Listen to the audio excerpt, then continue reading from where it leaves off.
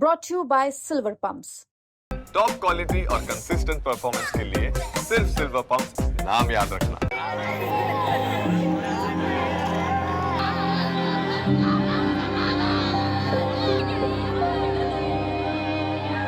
कश्मीर के पहलगाम में हुए आतंकी हमले से पूरा देश झकझोर गया है। पूरा देश दहला हुआ है। हर ओर चीख पुकार है और सिर्फ बदले की आग में पूरा देश धधक रहा है। सबका यही कहना है कि आतंकवादियों को ऐसी कड़ी सजा देनी चाहिए कि उनकी आत्मा थर्रा जाए। लेकिन इसी बीच पहलगाम में गोलियों का शिकार हुए कानपुर के शुभम द्विवेदी का पार्थिव शरीर यूपी के पुलिस प्रशासन ने पूरे सम्मान के साथ रात में करीब 2 बजे लखनऊ से उनके घर कानपुर पहुंचाया। प्रशासन ने लखनऊ से लेकर कानपुर तक पार्थिव शरीर के रास्ते को ग्रीन कॉरिडोर के रूप में व्यवस्थित किया था। रात 2 बजे जब उनका पार्थिव शरीर पहुंचा तो परिवार में चीख पुकार मच गई। 2 महीने पहले ही उनकी पत्नी बनी ऐश्वर्या के सामने आतंकवादियों ने उनके पति को गोलियों से भून दिया। उनकी इस कायराना हरकत को लेकर सभी आक्रोश में नजर आए। वहीं इसी बीच उत्तर प्रदेश में मंत्री राजीव सचान भी वहां पर मौजूद थे। वो पूरे समय परिवार के साथ खड़े रहे, परिवार को सहानुभूति देते रहे। और तो और उत्तर प्रदेश के कैबिनेट मंत्री राकेश सचान ने शुभम द्विवेदी के पार्थिव शरीर को कंधा देकर एम्बुलेंस से उतारा और उसके बाद घर के आंगन में पहुंचकर परिवार को सांत्वना भी दी। वो जानते थे कि आज उनकी सांत्वना काम नहीं आएगी, लेकिन फिर भी वो परिवार के साथ आधी रात में खड़े रहे। देखिए, बड़ी दुखद घटना हुई है। शुभम द्विवेदी का शव आज उनके घर में आया है। पूरा परिवार बड़ी हंसी खुशी से श्रीनगर गया था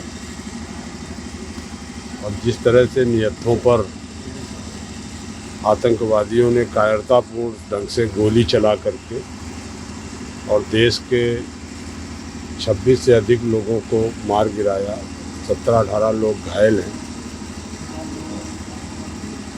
देश की सरकार, प्रदेश की सरकार सभी चिंतित हैं। आज तक आज़ादी के बाद इस तरह की आतंकवादियों ने क्रूरता की घटना नहीं की, लेकिन ये घटना जिन्होंने कभी कल्पना नहीं की थी उनके साथ ये हादसा हुआ। निश्चित तौर पर सरकार भारत की बड़ा कदम उठाएगी और इसका जवाब बड़ी सख्ती से देश देगा। जिस तरह से माननीय प्रधानमंत्री जी ने सारे कार्यक्रम निरस्त करके पूरी बैठकों का दौर पूरी तरह से आज इस घटना पर चिंतित भी है और करारा जवाब आतंकवादियों को इसका दिया। तो योगी सरकार के मंत्री कह रहे हैं कि आतंकियों को माकूल जवाब दिया जाएगा। वहीं शुभम द्विवेदी के पार्थिव शरीर के उनके पैतृक गांव पहुंचते ही वहां कोहराम मच गया।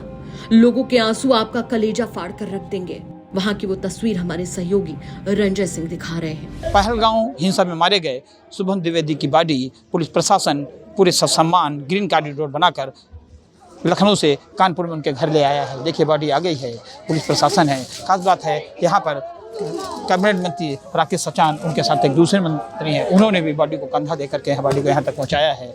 बॉडी ताबूत में आई है। घर में काम मचा है क्योंकि हर शख्स जिन्होंने कुछ दिन पहले जब शुभम अपनी पत्नी और परिवार के साथ गया था जम्मू कश्मीर में तो उसको सम्मान के साथ वहाँ भेजा था। सोचा था घूम फिर के कश्मीर की वादियों में लौटेगा। आज देखिए दुर्भाग्य, उसी घर में शुभम की बॉडी आई है। भेजा था सकुशल, लेकिन आई है बॉडी जो निर्जीव है, जान जा चुकी है। आतंकवादियों की बेरहम गोलियों का शिकार हो चुका है शुभम। अब उसकी बॉडी आई है। परिवार के लोग सचमुच चारों तरफ रोना मचा हुआ है, कार मची है, महिला रो रही है। क्यों ना मचे? क्योंकि आप सोचिए ना कि जो शुभम इसी घर में खेला बड़ा हुआ, उसकी शादी हुई, अब उसके बाद अब क्या हाल होगा बताइए।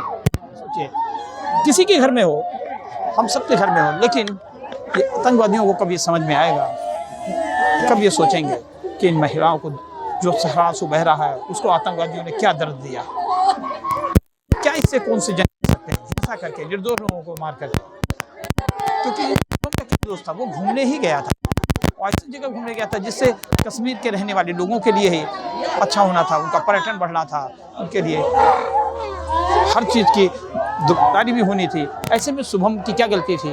लेकिन आतंकवादियों ने नहीं सोचा, उसको बेरहम गोलियों का शिकार बनाया, वो भी उस समय जब वो अपनी पत्नी यसन्या के साथ एक रेस्टोरेंट के पास था, घुड़सवारी करके लौटा था और वहाँ आतंकवादियों ने 28 लोग मारा है और उसमें शुभम भी था। शुभम की सबसे दर्दनाक बात है कि उसने पत्नी के सामने मारा और पत्नी से कहा हम तुमको छोड़ रहे हैं, तुम जाके सरकार को बताना।